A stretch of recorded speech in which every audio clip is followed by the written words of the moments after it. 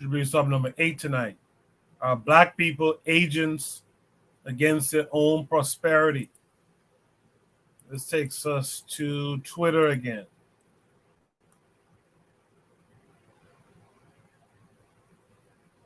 Takes us to a tweet. Hold on a second. Takes us to a tweet from Combate. Maduro, China is giving strong signals that it is possible to be a great power without being an imperialistic power, while extending hands of cooperation. The 21st century is witnessing one of the greatest civilizational transformations in 7,000 years. This came with a video. It's a 2-minute video. Let's watch it. Then we'll discuss it. Señales contundentes de que se puede ser una gran potencia sin ser una potencia imperialista. De que se puede ser una gran potencia extendiendo las manos para la cooperación, para la solidaridad, para el trabajo compartido a todos los pueblos del mundo sin importar su tamaño, su color. El siglo XXI está siendo testigo de una de las transformaciones civilizatorias más grandes en 7.000 años. Si revisamos la historia de la humanidad en 7.000 años, es la historia de un imperio sustituyendo a otro imperio. Es la historia de la conquista, de la dominación. Es la historia del colonialismo en sus distintas expresiones. Es la historia del esclavismo en sus distintas expresiones, que ha visto la humanidad por lo menos en los últimos 7.000 años. Imperialismo, colonialismo, esclavismo, y que cada potencia que así surgió, excepto la Unión Soviética, cada potencia en 7.000 años quiso sustituir los espacios y los territorios para dominar a los pueblos, para someter y esclavizar a los pueblos. Y el siglo XXI está siendo testigo de uno de los cambios civilizatorios más contundentes, más auspiciosos y más importantes, con el surgimiento de la China milenaria como gran potencia política, militar, diplomática y económica del siglo XXI que apenas está despuntando.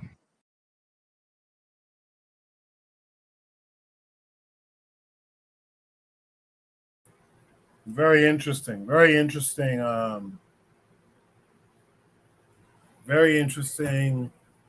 These conversations different people are having, right? And the question is, who's tuning into these conversations? Because I'm sure that we have similar conversations in so-called black countries, but who's tuning into those conversations? That's something that the average one of us needs to want to resolve too. This idea that you don't even take this stuff in yourself personally. Like, that's an interesting setup right there. That guy is talking some shit. And you have to wonder who's really the audience for what he's talking about. It is very interesting. Tanzan, black people agents against their own prosperity. Well, sometimes knowingly, sometimes not. But I did miss a bit of what he was saying. I know Nama tried to translate a bit, but we might have missed the translation at the bottom. So I didn't get everything that he was saying. I think Nama said it's something to do with extending your arms of cooperation. So if it is in those terms, then I would say, seek all your opportunity, don't turn anything down, especially if you have a bargaining power. And if somebody brings you a different alternative, then yeah, use that to bargain, use that as a chip and as a leverage.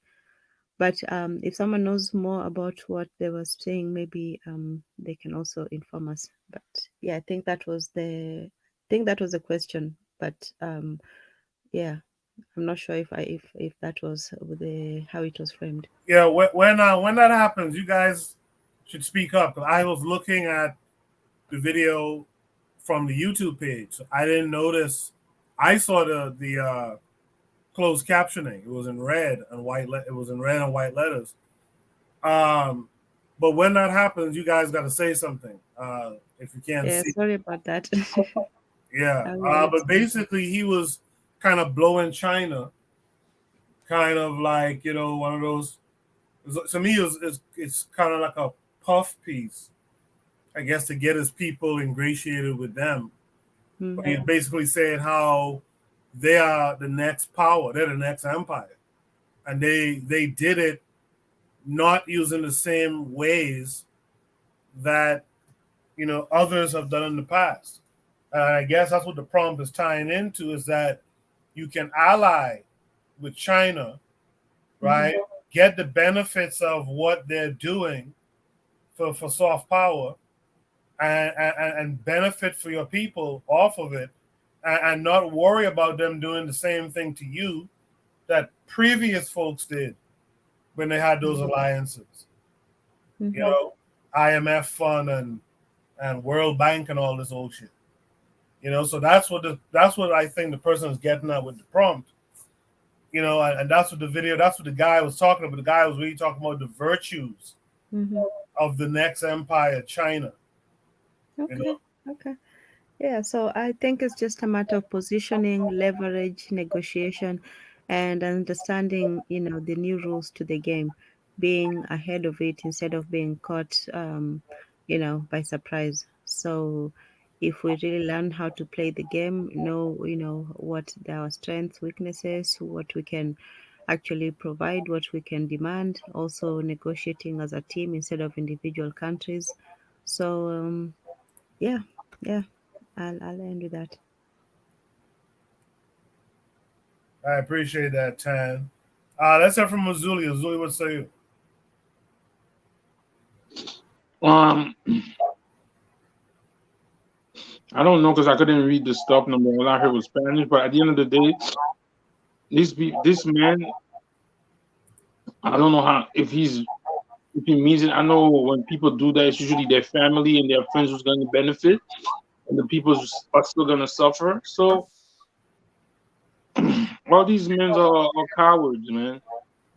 Cowards, just trading. They don't even know what China's going to do. They don't even know if it's going to be. It might be pleasant now, but let's see 50 years from now. So I don't know, man. These men, a bunch of these men are weak, man. We are weak, man. So I don't really have anything to say.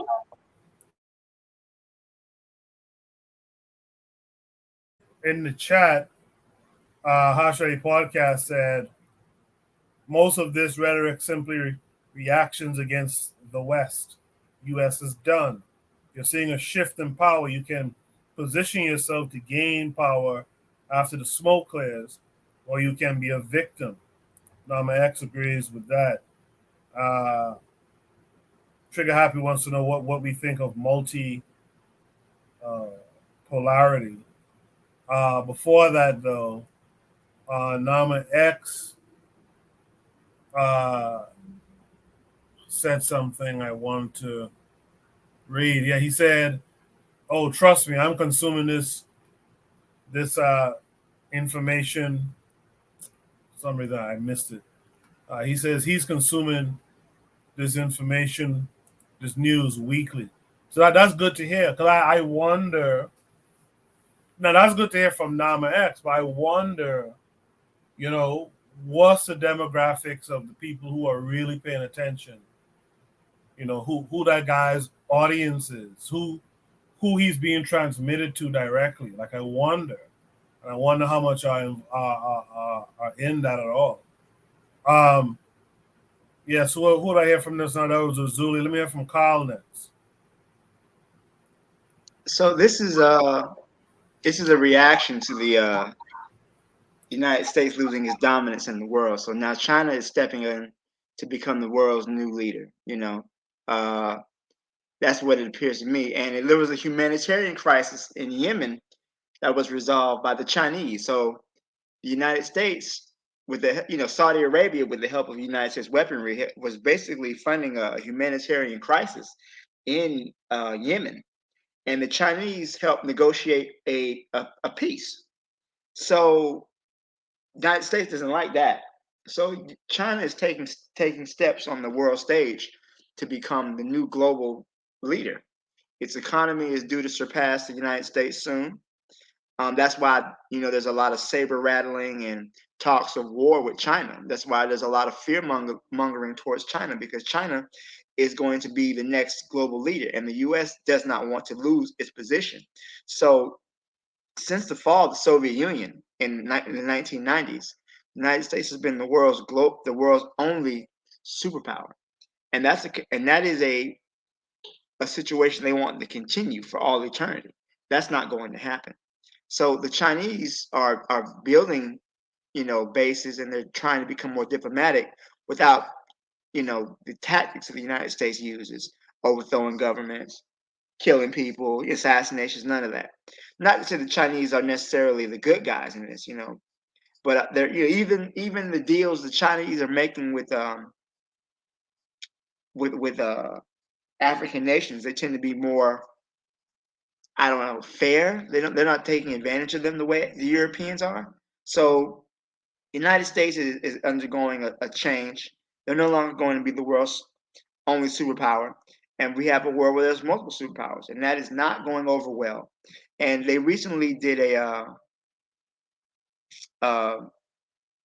article I read that the United States is missed its recruiting goals for the U.S. military.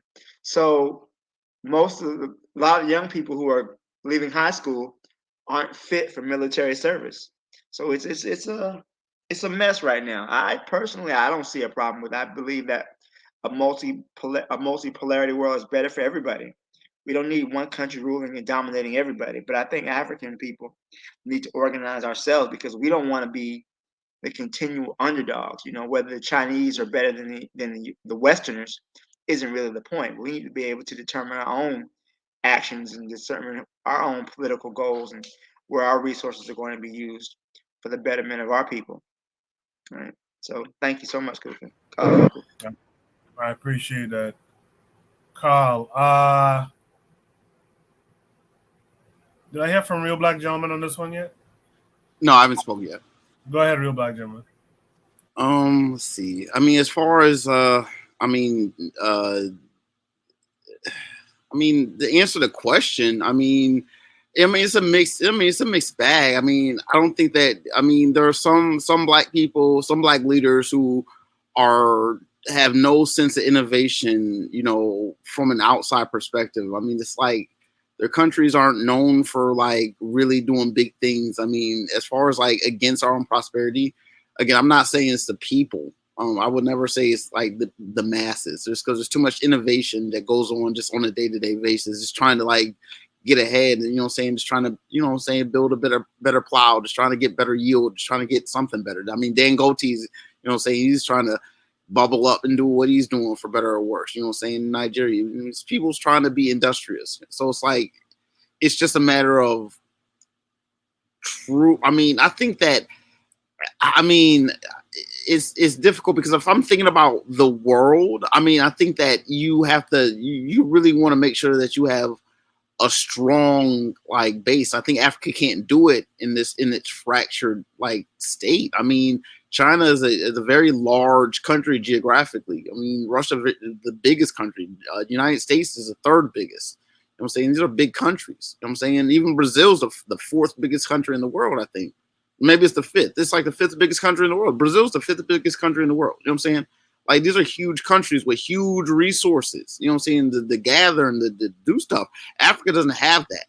And until Africa, you know what I'm saying, nuts up and says like, I want to be a part of a huge landmass on its face, with no bones about that, and get all the internal contradictions apart. We're always going to be looking at other countries to try to facilitate that. If you have a big country, you don't have to worry about taxations and borders and red tape between countries and all that. That's part of what I'm saying. The whole colonial thing is just like, it's sad, because I mean, if there's, what I'm saying, if you want to build a car, you need rubber, you need steel, what I'm saying, you need oil. And if one country has all the rubber and one country has all the iron, I mean, come on, why can't it just be one country between those two so you can actually make a car, a really important thing? You know what I'm saying? At this point, like, whatever, that's just where I'm at. I mean, I don't like the idea of China will say things like, well, we're trying to like respect people's national sovereignty, when, China knows full and well that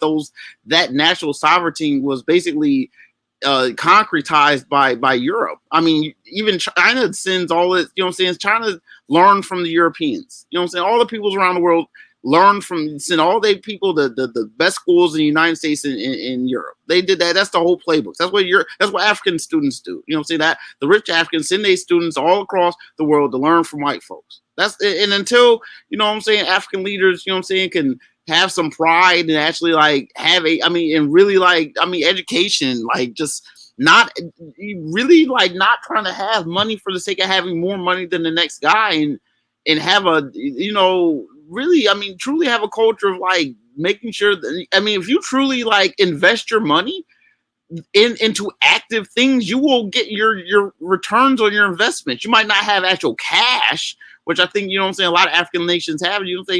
People have a lot of cash and they're not doing that with the cash. I'm a yield. Appreciate that. Do we hear from Tanzania on this one?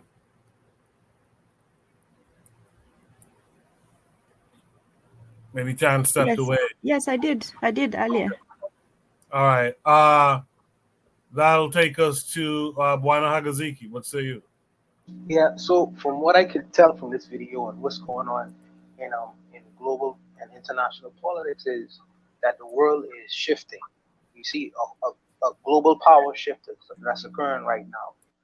And where there is instability, where there is a moment of weakness, there's also a grand scale opportunity, in particular for Black people worldwide, where you have instability and uncertainty. I think that we should take a opportunity in this moment to look out in the world and find out where we could use our skills, where we could use our finances, or we could use our energy to benefit in this time of instability, because power is shifting. In terms of China is going to gather a lot of their power and resources from Africa. They're not going to get it from China. They're going to get it from Africa. This is the reason why they're going into Africa. So if they are going to become the superpower, one of the superpowers in this world, by getting the minerals and resources out of Africa, so should we. We should stake our claim while it's early. And if anyone think that we're going to replace white imperialism with yellowism, and I'm good with that, listen to the speeches from Dr. Amos Wilson, and when he Asian imperialism in the 21st century, spoke about it extensively, I believe. And I think that we should be abreast of these kinds of things, because it's not going to look nice in terms of what's going to happen to Black people, because the Chinese ain't too nice with their own people. So what do you think they're going to be with our people on this planet?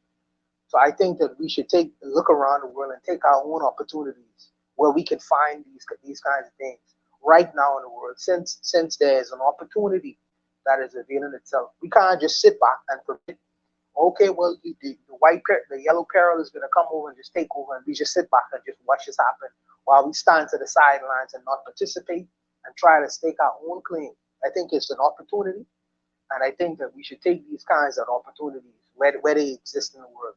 And it's because if America is open for business to the yellow folks of the world, they should be open to the business to their children globally and worldwide. And some of the children who have money, who have resources, who have the ability to advance their society as well. So I think that we should really look into take our own as well to gain power. You know, because these are power moves that's being made, and I don't think that we should just be left out of the equation because we, you know, are ready to fold our hands and shrug our shoulders and say it'll never happen. I don't believe that. I think that we should take our opportunities where we can find them. How are you gonna make power move and you're weak? With what? So you could Well, scrape for bones. I So you am could weak. scrape for bones and Okay, crumbs the same way you were scraping for crumbs and crumbs. good. So let me answer that. So I am weak by myself financially, but I weak with 10 men with the ability to put their finances and Yo, resources stop, together. yo, You Mr. asked me a Untouchable. question. Let You me be doing answer some your question. romanticizing things. You Let's talk asked me a about question. Let me real, answer your. tangible things that I am doing right telling now. you. You asked me a question. Let me answer your question. You asked me a question. Let me answer your question. So you say this is what you say. You say how I could do something when I by myself am weak. I know millionaires in this country. I know millionaires in this country.